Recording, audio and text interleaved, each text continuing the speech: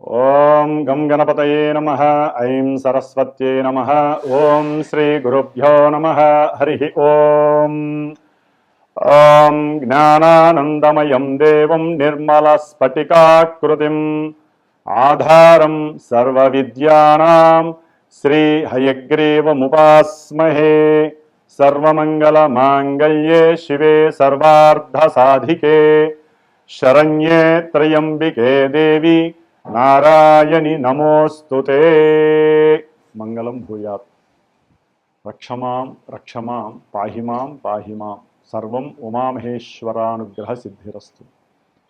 వీక్షిస్తున్నటువంటి ప్రేక్షకులందరికీ కూడా 2026 సంవత్సరంలో మరి మార్చి 19వ తారీఖున వస్తున్నటువంటి యుగాది శ్రీ పరాభవనామ సంవత్సర నూతన యుగాది శుభాకాంక్షలు. ఈ యొక్క పరాభవనామ సంవత్సరంలో ముఖ్యంగా మనందరికీ కూడా ఎటువంటి అవమానాలు, సమస్యలు, ఇబ్బందులు తలెత్తకుండా, ఎటువంటి పరాభవాలు కలగకుండా ఆ యొక్క పార్వతీ పరమేశ్వరులు అందరినీ కూడా రక్షించుగాక. మరి పరాభవనామ సంవత్సరం అనగానే మనకి మేషాదిగా ద్వాదశ రాశి అయినటువంటి మీనరాశి పర్యంతము, అశ్విన్యాదిగా రేవతీ నక్షత్ర పర్యంతము కూడా నవగ్రహాలన్నీ కూడా ఆ యొక్క రాశుల్ని చక్కగా పరిభ్రమిస్తూ, రవి, శుక్ర, బుధ, కుజగ్రహాలు నెలకి ఒకసారిన రాశిని మారుతూ, ముఖ్యంగా చంద్రుడు 2.5 రోజులకి కూడా ఒక్కొక్క రాశిని సంచరిస్తూ వివిధ రకాలైనటువంటి ఫలితాలను, మాస ఫలితాలను ప్రసాదించగా, మరి ఈ యొక్క 2026 సంవత్సరము పరాభవనామ సంవత్సరం మొత్తము కూడా అనగా 2027 సంవత్సరము ఏప్రిల్ మంత్ వరకు కూడా ముఖ్యమైనటువంటి గ్రహాలు గురుడు, శని, రాహువు, కేతువు. మరి ఈ యొక్క 4 గ్రహాల మీద ఈ రాశుల యొక్క ఫలితాలు, ఆ రాశుల్లో ఉన్నటువంటి నక్షత్రాల వారు, ఈ రెండూ కూడా తెలియనటువంటి వారు, నామాక్షరాలు కలిగినటువంటి వారికి ఏ ఏ విధమైనటువంటి ఫలితాలు ఉంటాయో గమనించే ముందుగా మరి యొక్క పరాభవనామ సంవత్సరంలో ముఖ్యంగా ప్రతి రాశికి కూడా శాస్త్రరీత్యా ఆదాయము, వ్యయము, రాజపూజ్యము, అవమానము ఇవి చక్కగా మనకి ఇస్తూ, వీటి ప్రకారము మనం ప్లానింగ్ చేసుకుంటూ ఈ యొక్క సంవత్సరం మొత్తం ఏ విధంగా ఆదాయాన్ని స్థిరత్వంగా ఉంచుకోవాలి, ఖర్చుల్ని ఏ విధంగా తగ్గించుకోవాలి, ఏ విధంగా మాట్లాడితే మన యొక్క గౌరవ మర్యాదలు పెరుగుతాయి, ఎవరితో జాగ్రత్తగా మాట్లాడకుండా ఉంటే మనకి అవమానాలు లేకుండా ఉంటాయి, ఇలాంటివన్నీ బ్యాలెన్స్ చేసుకుంటూ మరి మొత్తం మీద అన్ని రాశులకి కూడా చూసుకున్నట్లయితే ఆదాయము చాలా తక్కువగా ఉంది, వ్యయము ఎక్కువగా ఉంది, రాజపూజ్యము తక్కువగా ఉంది, అవమానాలు ఎక్కువ ఉన్నాయి. 12 రాశుల ప్రకారము చూస్తే మొత్తము కూడితే. అట్లాగే ఈ పరాభవనామ సంవత్సరంలో ఎటువంటి గ్రహణాలు లేవు. మన యొక్క భారతదేశానికి ఏ గ్రహణాలు కూడా వర్తించవు. అట్లాగే ముఖ్యంగా ఈ యొక్క శ్రీ పరాభవనామ సంవత్సరంలో రాజుగారు మనకి గురువారం అయింది కాబట్టి రాజుగా మరి గురుడు అంటే బృహస్పతి, అట్లాగే మంత్రిగా కుజుడు అనగా అంగారకుడు, సేనాధిపతిగా, అర్ఘ్యాధిపతిగా, మేఘాధిపతిగా చంద్రుడికి 3 పోర్ట్ఫోలియోస్ వచ్చినాయి. అట్లాగే శుక్రుడికి సస్యాధిపతిగా, అట్లాగే నీరసాధిపతిగా 2 పోర్ట్ఫోలియోస్ వచ్చినాయి. అట్లాగే రసాధిపతిగా రవికి పోర్ట్ఫోలియో వచ్చింది. బుధుడికి మరి అర్ఘ్యాధిపతిగా, ధాన్యాధిపతిగా మరి పోర్ట్ఫోలియో ఇచ్చారు. కాబట్టి ఉన్నంతలో శని భగవానుడికి ఎటువంటి అధికారత్వం లభించలేదు.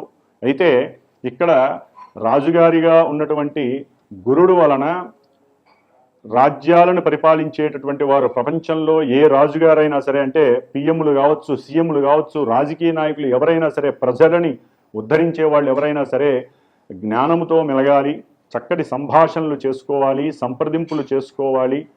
వీలుంటే ముఖ్యంగా జ్ఞానవంతులైనటువంటి ఎంతోమంది ఆధ్యాత్మికవేత్తలతో వారి యొక్క ఫ్యూచర్ అంటే ప్రజలకి ఏ విధంగా అయితే లాభపడతారో దాని గురించి, రాజ్యము నిలబడటానికి, రాజ్యంలో సంపద స్థిరంగా ఉండటానికి, దానికి సంబంధించినటువంటి మరి పురోహితాదుల్ని కానీ జ్యోతిష్కుల్ని కానీ ఎంతోమంది ఆధ్యాత్మిక పండితుల్ని కలిసి వారితో గురువుల యొక్క ఆశీర్వచనాలను పొంది వారు సూచించిన విధముగా మరి రాజులుగా చలామణి అవుతున్నటువంటి ప్రభుత్వ నాయకులందరూ కూడా ఎన్నో రకాలైనటువంటి హోమాదులని, జపాదులని, పూజలని, అభిషేకాదులని కూడా మరి రాష్ట్రము, దేశము, జిల్లాల వ్యాప్తిగా చేసుకుంటూ మనకున్నటువంటి గ్రహస్థితిలో మంత్రిగా కుజుడు వచ్చాడు. మరి ఈ కుజుడు అంటేనే ఎన్నో రకాలైనటువంటి యుద్ధాలని, అట్లాగే అగ్నిచేత వనాలని, గామాదులని, ఎన్నో రకాలైనటువంటి పట్టణాదులని కూడా దహింపజేసేటటువంటి గ్రహము ఈ కుజగ్రహము. కాబట్టి అట్లాగే సేనాధిపతిగా మరి మహానుభావుడు మేఘాధిపతిగా, అర్ఘాధిపతిగా వచ్చినటువంటి చంద్రుడి వలన విశేషమైనటువంటి మేఘాదులు వర్షిస్తాయి, పంటలు పండుతాయి, కాస్త రేట్లు కూడా ధరలు ఎక్కువగా పెరిగే అవకాశం ఉంటుంది పంటలకి సంబంధించి. అట్లాగే గోవు చక్కగా అధికమైనటువంటి పాలని సమృద్ధిగా ఇచ్చేటటువంటి పరిస్థితి కూడా ఉంటుంది. శుక్రుడు వలన ఎన్నో రకాలైనటువంటి వస్త్రాలు, చేనేత వస్త్రాలు కావచ్చు, బంగారపు ఆభరణాలు, వెండి ఆభరణాలు, వెండికి సంబంధించి కానీ, అట్లాగే ఎన్నో రకాలైనటువంటి వాహన యంత్ర పనిముట్లు ఇవన్నీ కూడా రేట్లు పెరగడానికి అవకాశాలు ఉన్నాయి.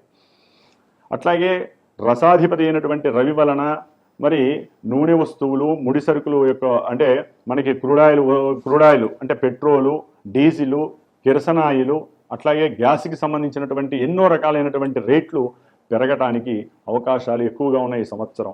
కాబట్టి వీటన్నిటి పరంగా చూస్తే రాజులు అంటే మన రాష్ట్రాలని, దేశాలని పరిపాలించేటటువంటి వాళ్ళు బుద్ధితో, తెలివితేటలతో, మంచి వాక్కుతో, సంప్రదింపులతో, జ్ఞానంతో ప్రవర్తిస్తూ దేశంలో, ప్రపంచంలో ఉన్నటువంటి సామాన్యమైనటువంటి ప్రజలను రక్షించే ప్రయత్నం మాత్రమే చేయాలి. కానీ వారి యొక్క అధికార వాంఛ కోసము, అట్లాగే అధికార సంపద యొక్క కోరిక అంటే సంపదలను పెంచుకోవాలి, మన దేశము, మన రాజ్యమే బాగుండాలి, నేనే గొప్పవాడిగా ఉండాలనేటువంటి ఆకాంక్షను తీసివేసి మన దేశము, మన దేశంలో ఉన్నటువంటి ప్రజలు, మన యొక్క దేశాల్లో ఉన్నటువంటి సంపదల్ని కాపాడుకునే ప్రయత్నాలు భాగంగా మరి దేశాన్ని రక్షించేటటువంటి పురోహితాదులు కానీ, ఎంతోమంది పండితులు కానీ విపత్తులు కలిగినప్పుడల్లా ఇప్పుడు ప్రజెంట్ మరి ఎన్నో రకాలైనటువంటి యుద్ధాలు జరుగుతున్నాయి దేశాల మధ్య.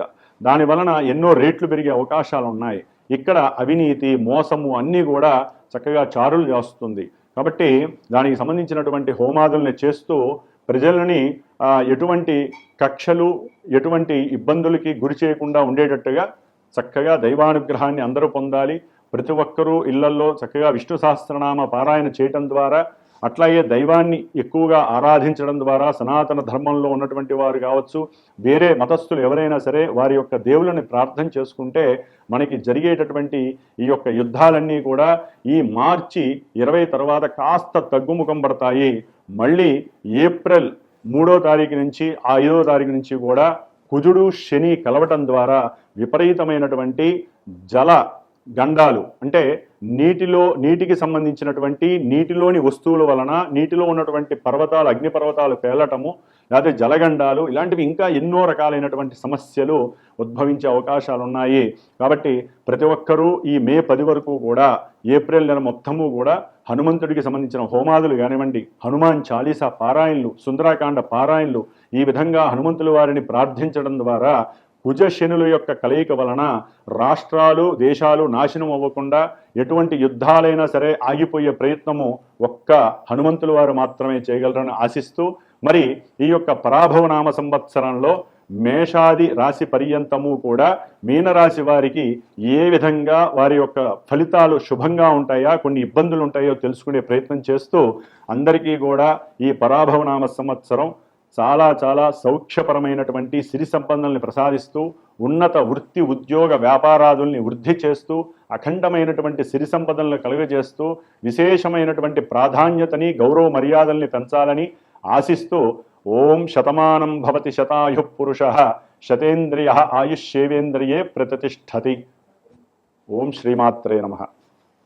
ధనుస్సు రాశి శ్రీ పరాభవనామ సంవత్సరంలో ధనుస్సు రాశి వారి యొక్క ఆదాయము గమనించినట్లయితే 14, వ్యయము 11గాను తెలియజేస్తోంది పంచాంగము. అలాగే రాజ్యపూజ్యము 5, అవమానము 6గా తెలియపరుస్తోంది. అంటే వీరికి కాస్త అనుకూలమైనటువంటి ఆర్థిక వ్యవస్థ నెలకొల్పబడుతున్నాడు గురు మహానుభావుడు. దాదాపుగా గురువు చాలా చాలా అనుకూలవంతుడు ఈ యొక్క ధనుస్సు రాశి వారికి. మరి ధనుస్సు రాశిలో ఉండేటటువంటి నక్షత్రాల పరంగా చూస్తే మూలా నక్షత్రం 1, 2, 3, 4 పాదాల వారు, పూర్వాషాఢ నక్షత్రం 1, 2, 3, 4 పాదాల వారు, ఉత్తరాషాఢ నక్షత్రం 1వ పాదం వారు, ఈ నక్షత్ర సముదాయం అంతా ధనుస్సు రాశిలోకి వస్తారు. మరి ధనుస్సు రాశి వారి గురించి వారికి కలిగేటటువంటి శుభ ఫలితాల పరంగా ముఖ్యంగా ఈ యొక్క రాశ్యాధిపతి అయినటువంటి గురు మహానుభావుడు ఈ సంవత్సరం అంతా 3 రాశుల్లో ప్రయాణం చేయటం చాలా విశేషమైనటువంటి సౌఖ్యదాయకంగా తెలియజేస్తుంది. సప్తమంలో మిథున రాశిలో ఉన్నటువంటి గురువు ఈ యొక్క ధనుస్సు రాశి వారికి జూన్ 1 లోపల వివాహ యోగాల్ని కలుగజేస్తున్నాడు, వ్యాపారంలో వృద్ధిని కలుగజేస్తున్నాడు, భాగస్వాముల మధ్య ఉన్నటువంటి కొన్ని సమస్యల నుంచి నివృత్తి చేస్తున్నాడు. విశేషమైనటువంటి ఆలోచన శక్తి వలన వీరిచ్చే సూచనల వలన వ్యాపారంలో అభివృద్ధి జరుగుతుంది. విద్యార్థులు చక్కటి విద్యలో ప్రావీణ్యతని ప్రతిభని చక్కగా చూపిస్తారు. వారికి ఉన్నటువంటి ఆలోచనల ద్వారా ఉన్నతమైనటువంటి విశేష కృషి ద్వారా లాభాన్ని చూస్తూ ఉంటారు. సమాజంలో వీరికంటూ విద్యార్థులకి ఒక గౌరవ మర్యాదలు అందుతున్నాయి. ఎవరైనా సరే గృహాన్ని నిర్మించుకోవాలన్నా లేకపోతే భూమిని కొనాలన్నా ఏదైనా అమ్మి లాభాన్ని పొందాలన్నా కూడా ఈ జూన్ 1 లోపల గురువు చాలా అత్యంత బలంగా ఉన్నాడు, లాభాలను ఇస్తున్నాడు. అట్లాగే భార్యా సుఖాల్ని ప్రసాదిస్తున్నాడు.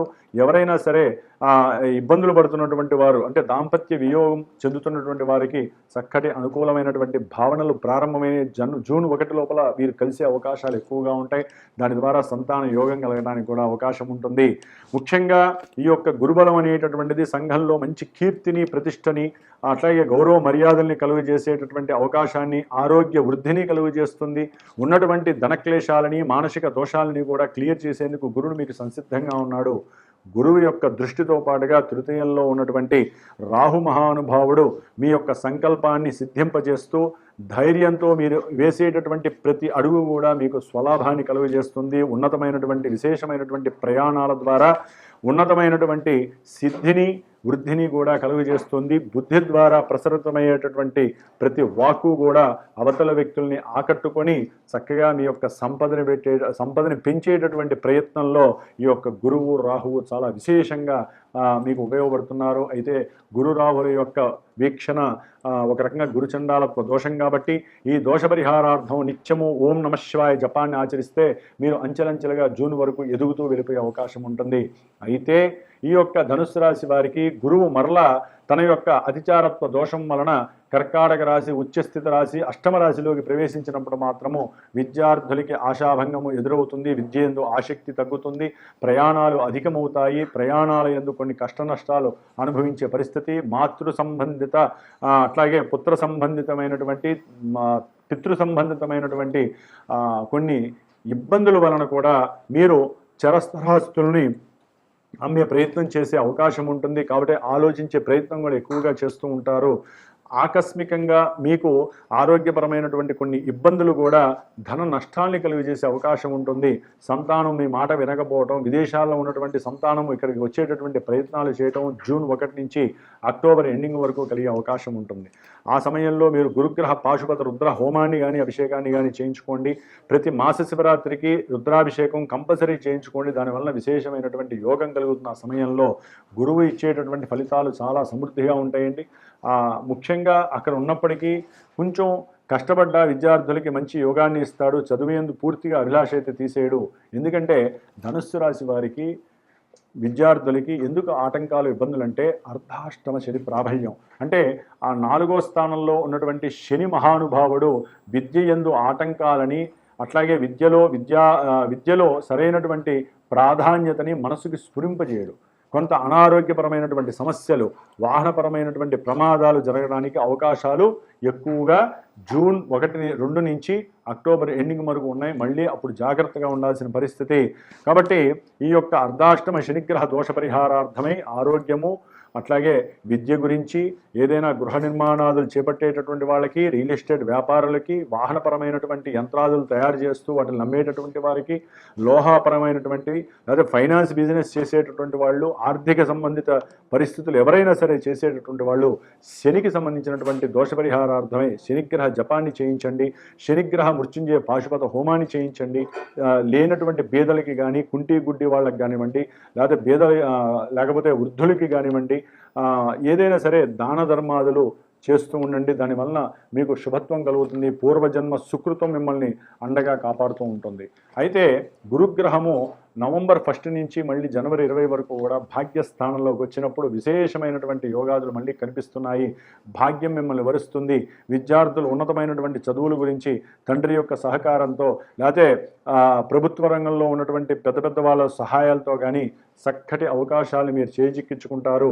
సంతానం వలన విశేషమైనటువంటి భాగ్యలాభం కలుగుతుంది. ఏదైనా సరే షేర్స్లో కానీ, స్పెక్యులేషన్స్లో కానీ ఏదైనా పెట్టుబడులు పెట్టిన దాంట్లో విపరీతమైనటువంటి లాభాలు వచ్చే అవకాశము, బంగారము వెండి ధరలు పెరిగేటటువంటి అవకాశం ఉండి, అవి ఎవరైతే సపోర్ట్ చేసి పెట్టుకున్నారో వాటి ద్వారా కూడా లాభాన్ని పొందే అవకాశం ఉంటుంది. ఏదైనా సరే ఆరోగ్యపరమైనటువంటి కొన్ని సమస్యలు ఎదుర్కొంటున్న వాళ్ళకి పూర్తిగా దీర్ఘకాలిక రోగం నిర్మూలన అయ్యేటటువంటి పరిస్థితులు నవంబర్ నుంచి కనబడుతున్నాయి.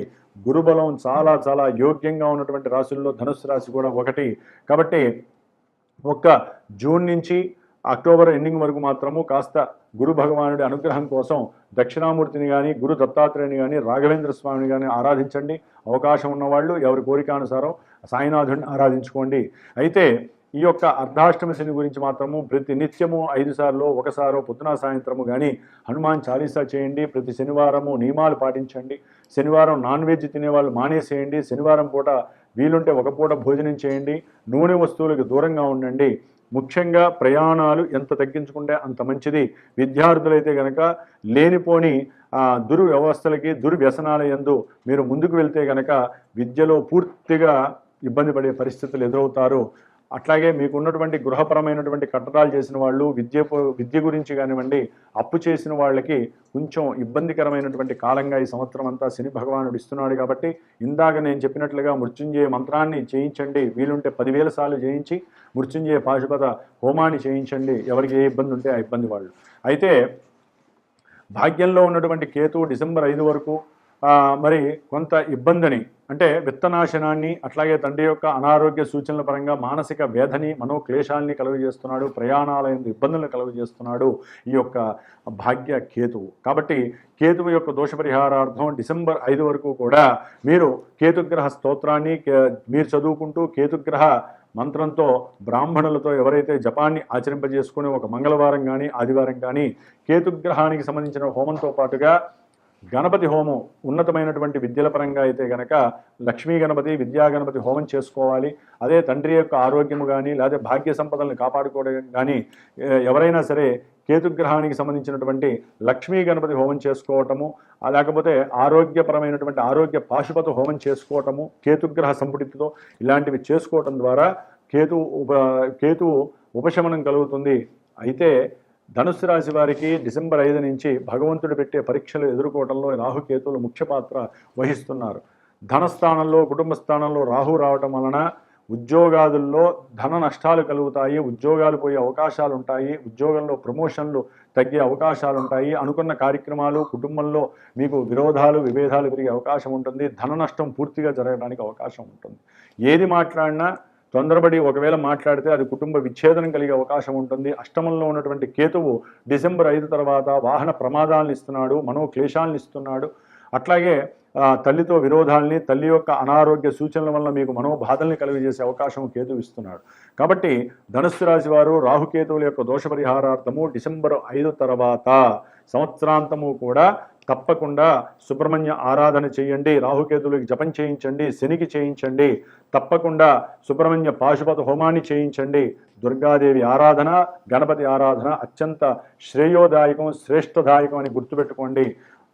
ముఖ్యంగా ధనుస్సు రాశి వారు ఎవరైతే కొంతమంది ఇవి జరగట్లేదండి, మాకు అన్ని శుభాలే జరుగుతున్నాయి అంటారు. కొంతమంది మాకు శుభాలు జరగట్లేదు, ఇబ్బందులే జరుగుతున్నాయి. చంద్రుడు రాశి అంటే, చంద్రుడి యొక్క రాశి అంటే మనోగతానికి సంబంధించింది, మనస్సుకు సంబంధించింది.